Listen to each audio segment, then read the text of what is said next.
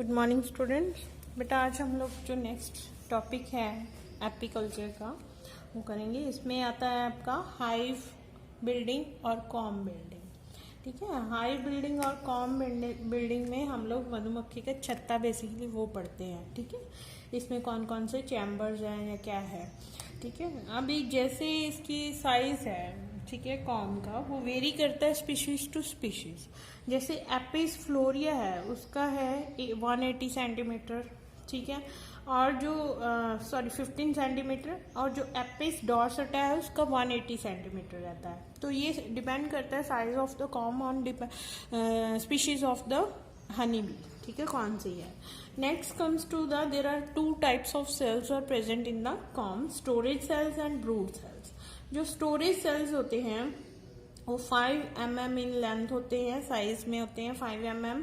ठीक है, जो upper part of the com है, सबसे ऊपर वाला पार्ट है छत्ते का, उसमें वो स्टोरेज सेल्स रहते हैं। ठीक है, उसमें क्या है, स्टोरेज सेल्स होते क्या है बेसिकली, उसमें हनी और पोलन ग्रेन स्टोर किया जाता है। ठीक है, मधुमक्खियों की तरफ से, तो उसको स्टोरेज सेल्स कहते हैं। नेक्स्ट टाइप आ जाती है ब्रूड सेल्स। ब्रूड सेल्स में आ जाता है आके ब्रूड किसको कहते हैं, जैसे there are 3 types of broods in the honey bee, workers, queen, drones. ठीक है, तो इनके सबके जो रहने के लिए सेल्स होते हैं कॉम में वो भी अलग अलग होते हैं। फर्स्ट हम लोग पढ़ते हैं वर्कर सेल्स। ठीक है, वर्कर सेल्स होते हैं वो स्टोरेज सेल के साइज की होते हैं 5 mm। ठीक है, और जो होते हैं वो तीनों ब्रूड में सबसे ऊपर होते हैं। ठीक है, सबसे ऊपर वर्कर के होंगे, फिर ड्रोन के होंगे, फिर क्वीन के होंगे। ठीक है, जो वर्कर सेल्स होते हैं वो हॉरिजॉन्टल होते हैं, ऐसे ही पड़े होते हैं। ठीक है, और जो काम क्या है उसका, रेयरिंग ऑफ वर्कर्स, उनका जो देख रेख वर्कर्स का होता है वो वर्कर सेल्स में होता है। ठीक है, नेक्स्ट आ जाता है drone cells. Drone cells 6 mm size में होते हैं। ठीक है, थोड़े से बड़े होते हैं वर्कर सेल्स से। और क्या है उसमें ड्रोन्स की अपब्रिंगिंग होती है। ठीक है, next horizontal in position. Now third type of cells वो है क्वीन सेल्स, सबसे बड़े होते हैं, जैसे फ्लावर पॉट होता है, ये आपको फिगर में भी दिख रहा है, फिगर 3.8 में, सॉरी 5.8 में, तो वास लाइक होते हैं। ठीक है, वर्टिकल इन पोजीशन होते हैं, सबसे बड़े होते हैं साइज में। ठीक है, इसमें क्वीन को रेयर किया जाता है, तो ये इसको कहते हैं क्वीन सेल्स। ठीक है, सबसे नीचे होते हैं। नेक्स्ट आ जाता है, इसको हाइव बनाते कहते हैं, कैसे हैं, जो वर्कर्स होते हैं उसके एब्डोमिनल जो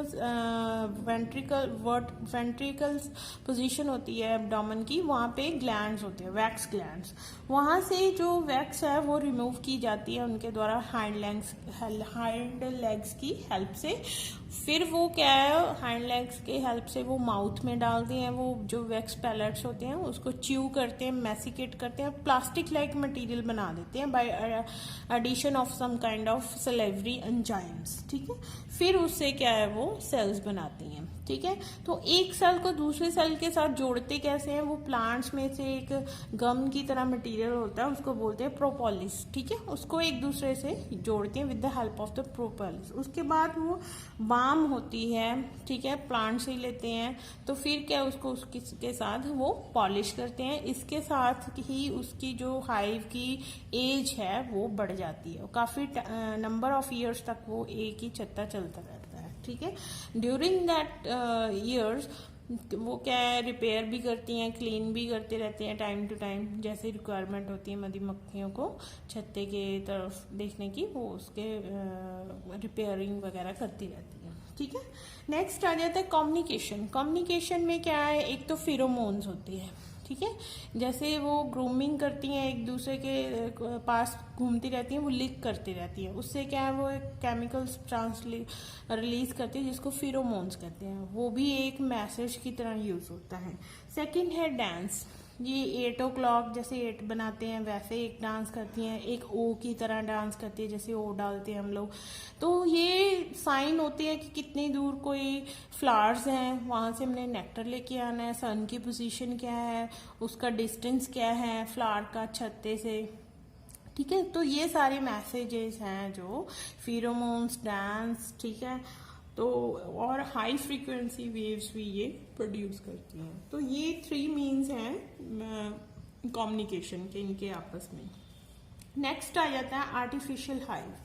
आर्टिफिशियल हाइव में अगर हम लोग देखें, जैसे आपने रोड साइड पे देखा होगा कि लकड़ी के बॉक्सेस पड़े होते हैं जिसमें हम लोग बोलते हैं यहाँ ये मधुमक्खियां इसमें पाल रही हैं, तो वो बॉक्स में एक्चुअल अंदर में क्या होता है वो देखते हैं आज। तो अगर बेस से देखें तो वो सबसे नीचे होता है एक स्टैंड, ठीक है, वहां पे एक स्लिट होती है, उसके स्लिट के या स्टैंड के ऊपर एक बॉक्स होता है बड़ा सा, उसमें फ्रेम जैसे रखे होते हैं, जैसे हमने आपने देखा होगा स्लाइड बॉक्स देखा होगा लैब में, उसमें स्लाइड्स खड़े करते हैं ना, हाँ, एक दूसरे के पैरेलल, वैसे इस बॉक्स में हम लोग फ्रेम जिसमें छत्ता बना हो, ठीक है, वैसे स्लाइड की तरह वो इसमें प्लेट्स डाल देते हैं, ठीक है, जिसको holding frame in the holding com, ठीक है, कॉम बना होता है। उसके बाद क्या है, फ्रेम जो ये होल्डिंग कॉम बॉक्स है, ब्रूड बॉक्स भी बोलते हैं इसको, ब्रूड बॉक्स के ऊपर एक वायर गॉज, जिसको हम लोग जाली कह देते हैं लोहे की, या जिसे वायर गॉज भी बोल देते हैं हम लोग, वो पड़ी होती है, ठीक है, बॉक्स के साइज की। उसके वायर गॉज के ऊपर एक और बॉक्स आ जाता है जिसे हनी बॉक्स कहते हैं, ठीक है। हनी बॉक्स में अगेन वैसे ही जाली फ्रेम्स डाले हुए हैं, वैसे ही उसमें कॉम लाइक स्ट्रक्चर्स बने होते हैं, कॉम बना होता है जिसमें सेल्स होते हैं, उसमें हनी स्टोर करते हैं, ठीक है। तो वो भी एक दूसरे के शीट्स हैं, जो फ्रेम्स हैं वो पैरेलल डाले होते हैं, जैसे हम लोग स्लाइड्स डालते हैं बॉक्स में। हनी बॉक्स के ऊपर सबसे ऊपर एक ढक्कन आ जाता है, उसको बोल देते हैं लिड, जिसके ऊपर डालते ही ये बॉक्स बंद हो जाता है, ठीक है। अब रास्ता कहाँ से है, जो ब्रूड बॉक्स है उसमें मधुमक्खियां हैं, ड्रोन जैसे वर्कर्स एंड क्वीन, वो सारी की सारी यहाँ पे रहती हैं। जो हनी बॉक्स है उसमें क्या है, कलेक्ट करती हैं हनी। तो जो between the honey box and brood box जो वायर गॉस है बेटा, उसका जो साइज है जाली का, सिर्फ वो उतना साइज है कि उसमें से सिर्फ वर्कर्स ब्रूड बॉक्स में से निकलकर हनी बॉक्स तक पहुंच सकती है, ठीक है। उस जो पोर है साइज का, वो उसमें से सिर्फ वर्कर निकल सकती है, नॉट जो है ड्रॉन ना ऊपर नीचे जा सकता है between the honey box and brood box, queen तो वैसे नहीं मूव करती, ठीक है। तो जैसे ही ब्रूड बॉक्स में वो लेके आती हैं हनी और पोलन ग्रेन्स वर्कर्स, ठीक है, फिर वो वायर गॉज के थ्रू निकल के हनी